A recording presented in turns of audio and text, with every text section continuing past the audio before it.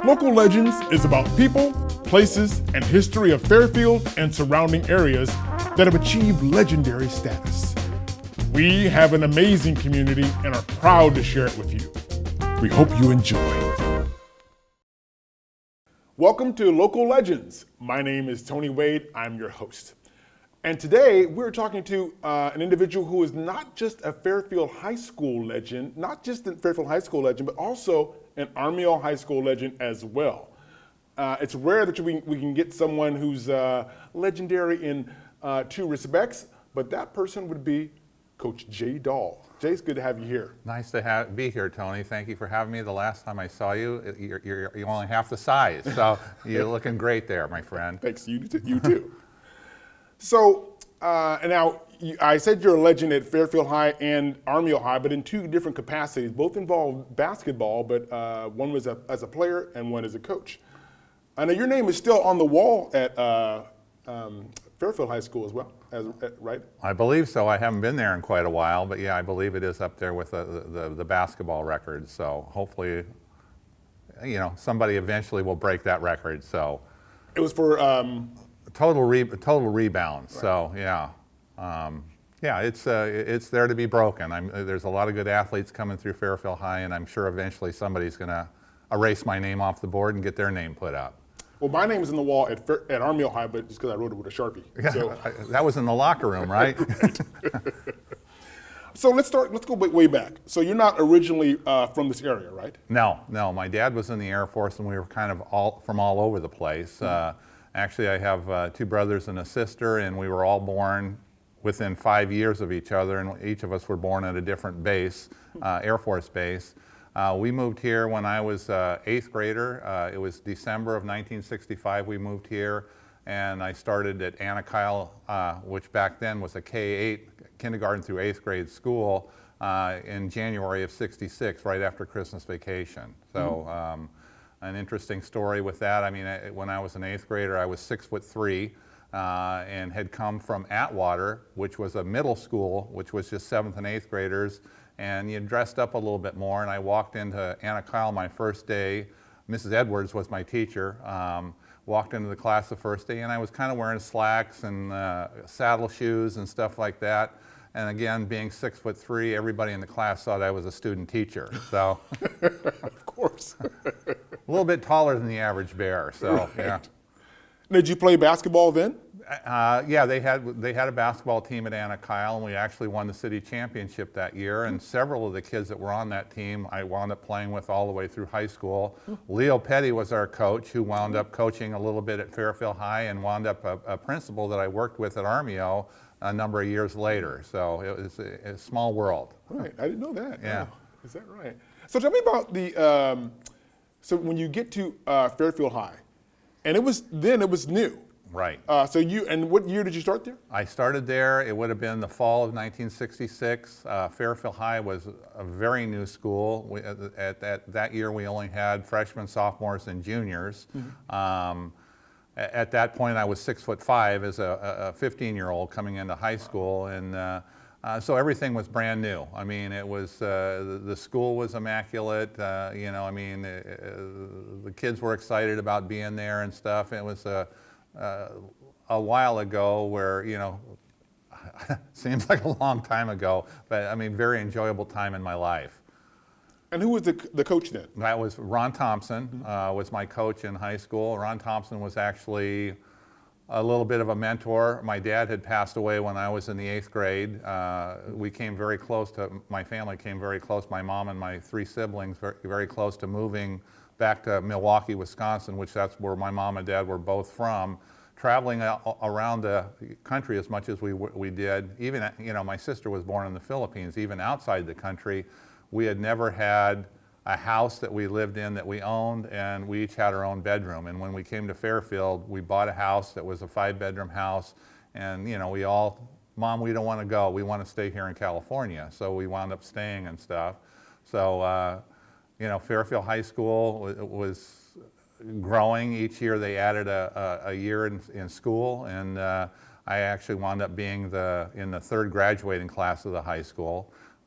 Played basketball for 4 years for Coach Thompson, who kind of took me under his wing as not having a father and stuff like that. And I have to tell you, Tony, that Ron Thompson was a huge part of my life. I mean, I wanted to be like Ron Thompson all the way through, and it's really kind of interesting how much our lives mirrored each other. He wound up, we were both drivers training teachers. We both were the announcers at the football games. We both wound up coaching basketball, and some of my favorite times were coaching against Ron Thompson when I eventually wound up coaching at Armio. So yeah, he was a mentor to me, and he passed away recently, and I was able to speak at his funeral, and it's amazing how many people he touched, being a coach and a mentor to these student athletes. So he was a wonderful guy. Yeah, absolutely. A lot of fun, and I found out later on after he'd passed away that he was a big Rolling Stones fan, which totally shocked me.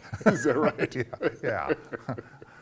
I remember going back and looking at when Fairfield and Armio's rivalry really started. And in football, I know they didn't have seniors, and so the first game was just like a blowout. Yeah. And they didn't get their footing in football for some time, but in basketball, it was kind of a different story, wasn't it? Well, basketball, honestly, my freshman year playing, I wound up playing varsity because I might have been the biggest kid in the school at 6'5". I mean, there were some really good athletes at Armio, and we got beat pretty badly the first time we played, and the second time we played, we'd lost in overtime. But you're talking some very good athletes there, the Sullivan brothers and the Lambrick brothers, and there's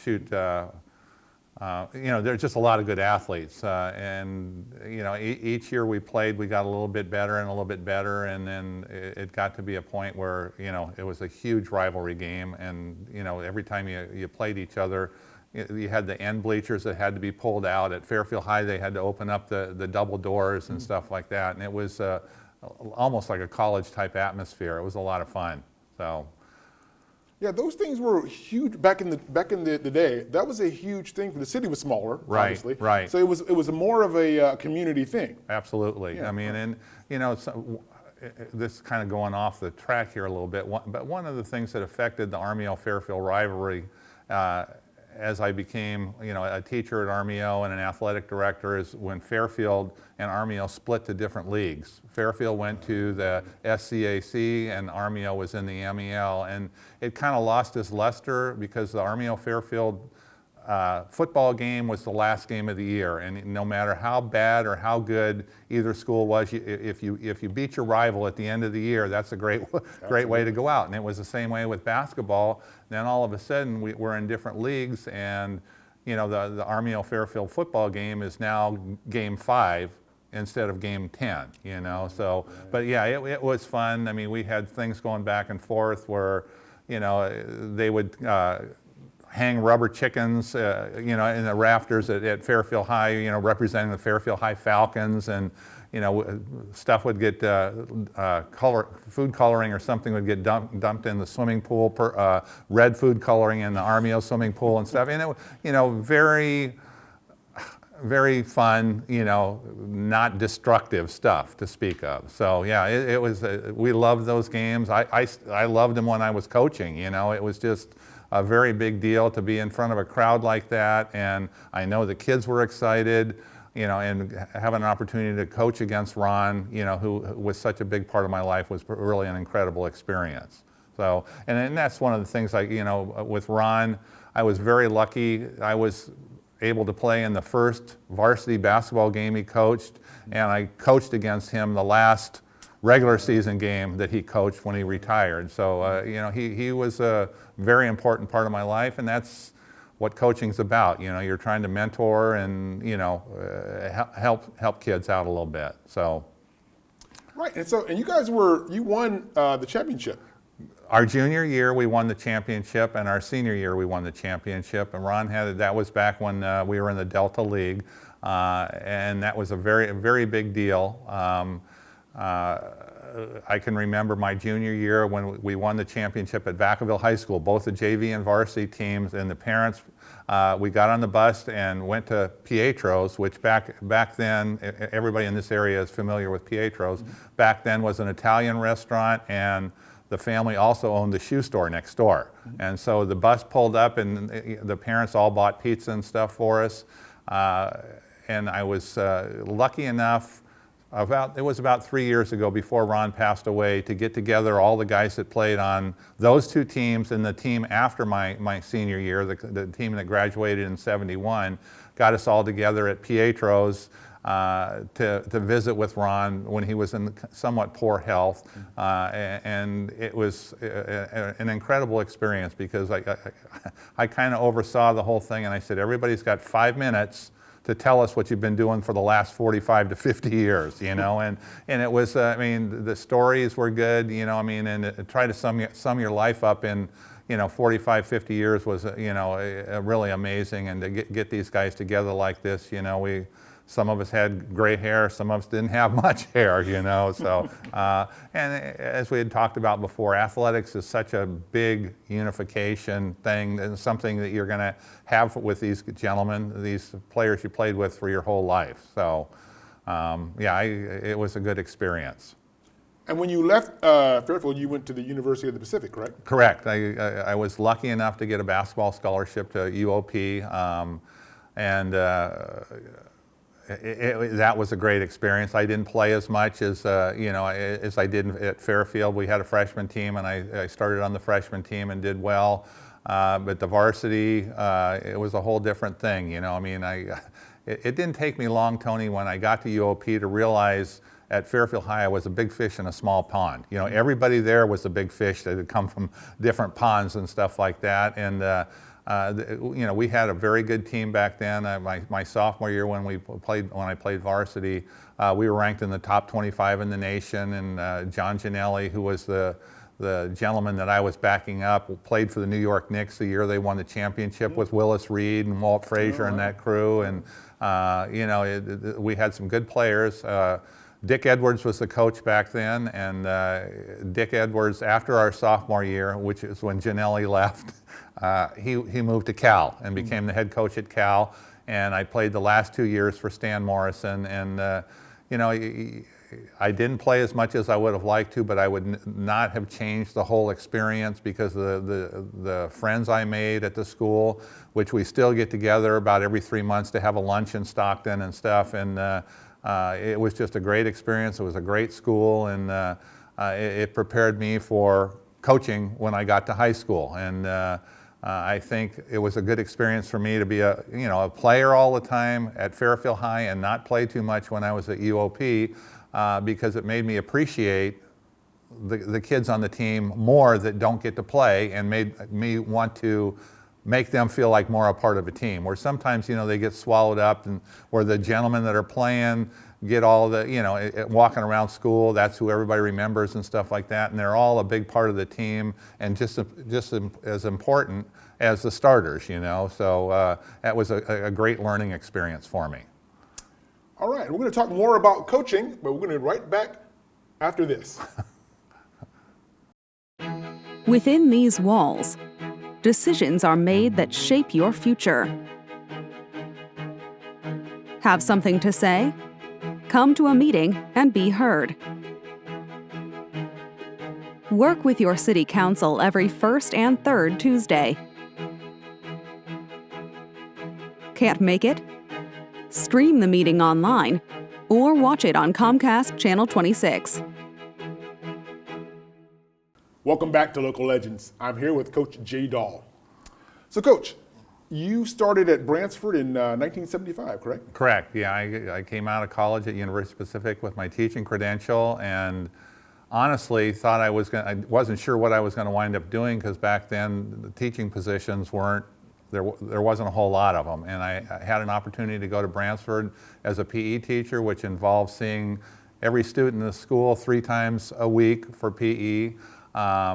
When I went to Pacific, I thought I was going to be a dentist, and I had grown up in high school working with the recreation department and was a little bit concerned about going to dental school, not knowing if that's what I wanted to do when I got done. And I knew I enjoyed working with kids, and so I decided I would be a PE teacher, PE major when I was at Pacific. And so I came into Bransford and teaching PE to every student in the school, and I got hooked up with Leo Giovanetti, who was the varsity coach at Armio, who had taken over for a longtime legend Ed Hopkins, you know, and this was Leo's first year. Leo and I had actually met working T-ball during the summer with Gary Keeter, who was the baseball coach at Armio also. And you know, I wanted to help out and get involved with coaching, and I had played for Ron Thompson for 4 years and was very aware of what he was doing. And you know, at that point in your life, you're hungry to learn as much as you can. So I wanted to go over. I talked to Leo about working at Armio because I wanted to learn some different things, you know. And it was tough, difficult moving back and forth. Once I got the varsity job at Armio, being at Bransford, which I really enjoyed the younger kids there, and was a little bit concerned about teaching at high school because you hear horror stories sometimes about them being a little bit more difficult. So I was staying at Bransford. When they offered me the position at Armio, they said, "We want you to come over." And I said, "Well, if it involves coming over to the high school, I'd just soon stay as a JV coach." So that's what I wound up doing after that.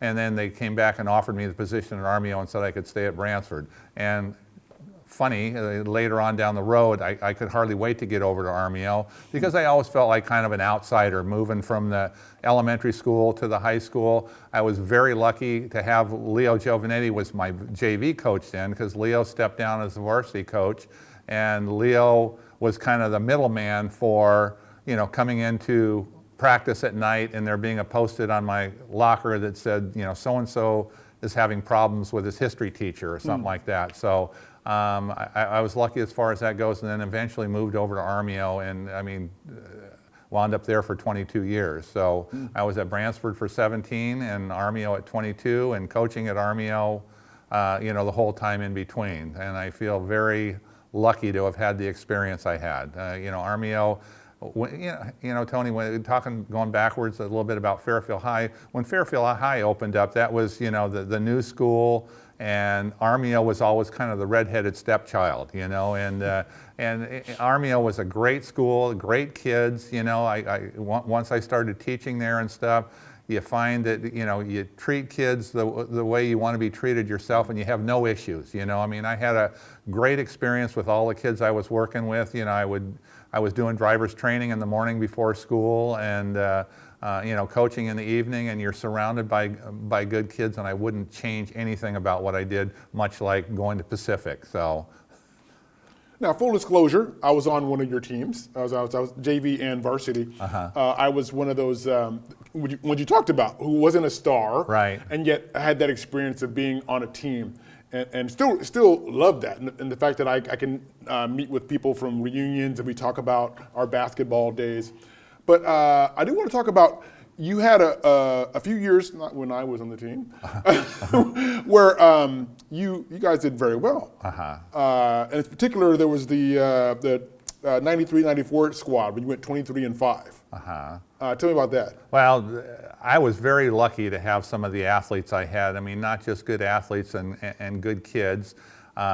You know, at that point, A.J. Rollins was in that group, and Jerome Kerlock, who's now coaching out at Vanden. Brian Clark was a very good basketball player and wound up playing baseball in college. Jim Bowie, Jim was a little bit before that, but I mean, that was another group of really amazing athletes I had. And you know, it was just fun being as competitive as we were. And, you know, I mean, winning is fun. It's not the bottom line. You know, honestly, Tony, you know, as a teacher and a coach, what you're looking to do is help kids become, you know, better partners, you know, husbands, parents, you know, the whole 9 yards. You just, you know, I was lucky enough to have Ron Thompson, and that's what I was trying to do, is trying to be the Ron Thompson for the students I worked with. Yeah, now you mentioned the Bransford kid, and one of the things that in that vein that I remember, I'll never forget, is we were playing a game and we won, which was shocking. So we win the game, and then afterwards we come out of the locker room, and there's a bunch of Bransford kids there who you brought to the game, and they want our autographs. And I remember the first time I ever signed an autograph, and we were signing it like, Chocolate Thunder, and, Sky Jam, and none of us could dunk. Yeah. But it was a fun thing, and that's the kind of thing you're talking about. It isn't just about the winning and losing. Right. I was trying to expose kids to high school athletics a little bit. These were kids that played on the basketball team at Bransford, where I was doing double duty with the boys and girls teams at Bransford, and I wanted to expose them to older kids, and so that they hopefully get the fire lit underneath them, where they participate in sports later on, and it really helped. A lot of these kids came through Armio, even when I was still at Bransford, that played sports at Armio, and being involved with athletics was such a huge part of my life, and helped form the person I was then, the person I am today. And that's what I was trying to do with these kids. I know it teaches you discipline, commitment, all those old school things that you don't get exposed to in other avenues. So I still do have a recurring nightmare where we're screwing around in practice, and you blow the whistle, and then everybody on the baseline. Yeah. And we had run lines. Well, I still have that recurring nightmare. Yeah, I did that for 27 to 30 years. That was always the thing. I talked to a couple of the kids I had before. We wore scrimmage vests when we scrimmaged. So these old mesh things that you pulled over just to see different team colors and stuff like that to scrimmage. And they told me they used to wait to come in to practice to look to see if I have the bags of the scrimmage vest. If I didn't have the scrimmage vest, they knew they were in trouble. But yeah, running, that's the same thing that happened to me when I was playing. Not so much in high school, but in college, running was a big disciplinarian. So it's just part of it. And obviously conditioning is very important in basketball. So I always felt like it was important for us not to run out of gas at the end of the game, and that's conditioning took care of that. So absolutely. Now, there's a banner. Last time I was at Armio, there was a banner there. That says the Jay Dahl era, and it has a list of your accomplishments. And one of those, it says 199. What is it? I have it right here. 199 Mel wins. You couldn't round that up to 200? Well, it would have involved going one more year, and if you look at the banner, there was 299 total losses. I didn't want to jump into the 300 by going back another year. Right. And so you retired in 2005. Mm-hmm. Right? And I remember I was at your retirement party at Pepper Belly's. Correct, yeah. And I remember you telling all these stories about, which was wonderful, telling all these stories about a lot of the teams that I didn't know about, because they were, after me. But one of the things you did, which was really awesome, is you had the jerseys for the players, and that was a really cool thing, because it's your retirement party, right. And yet you're the one who brings gifts for us of our old jerseys. That was a real touching thing. I was very lucky to still have those. My wife kept saying, "What are we going to do with these things out in this container in the garage?" And I said, I don't know. And it just came to me, when I saw who was coming to the banquet, that this would be a great way to get rid of some of these jerseys and make someone's, make someone happy. I specifically remember you getting your jersey and holding it up, and you were a tad bit heavier then than you were now, and holding up your jersey, and it looked like a bib, That's right. And so after you retired, so what you been up to? I continued being the athletic director. I became the athletic director at the high school, which, other than the coaching, I really enjoyed teaching. I really enjoyed being involved in the whole overall athletic program. You were surrounded by good kids and, doing things that benefited the whole school altogether. So I continued with the athletic director position until the school district dropped it for financial reasons, and they had an administrator take over athletics, and I still kind of helped on the side. I was involved with scheduling. It's very involved. The athletic director position is very involved. You're talking about getting officials, getting transportation taken care of, scheduling, keeping track of who needs what. You're hiring and letting coaches go, mentoring new coaches, and I just love that because I enjoyed it so much when I first started. You know, I mean, again, it goes back to Ron Thompson. You know, I mean, you're involved with somebody, and you want to make things better for them. And so I retired as an athletic director, and I was a teacher for 37 years. Actually, even after I retired from teaching, I was still involved with the athletics for a little bit because they didn't have the athletic director back in tow for that part of the school. So it was. I mean, I really enjoyed that part of it. I remember you still were calling the football games not too long ago. I was like, well, it's been 10 years ago. Yeah, I'm not sure. I'm not sure when I retired from that. But again, going back to Ron Thompson, I remember being in high school and Ron was the football announcer. Dave Marshall, who was the athletic director back then, talked me into announcing the football games, and I wound up doing that for 25 years. And I mean, even after I'd gotten out of school, I continued doing that, and it got to a point, Tony, where the fun part about announcing the football games is you knew all the kids. And it got to a point that I had been out of school 3-4 years, and I didn't know the kids anymore. Leo Giovanetti ran the clock, and Jim Evans was a spotter for me. And the three of us were, you know, Jim was the freshman basketball coach, Leo was the JV basketball coach, and I was doing the varsity. And it was just kind of a fun thing to be up in the press box together. And, you know, going back to the coaching, I mean, having those two guys work with me for so many years was really incredible. You know, you look at how inconsistent a lot of the coaching is sometimes in this area, and for us to be together for over 20 years was really, I mean, really a benefit for the program, for the kids, and, you know, for myself to have two guys that really knew what they were doing and were as involved as they were. So, I mean, other than my wife, I would say that those two guys, you know, were the biggest part of my life as far as being at Armio. So.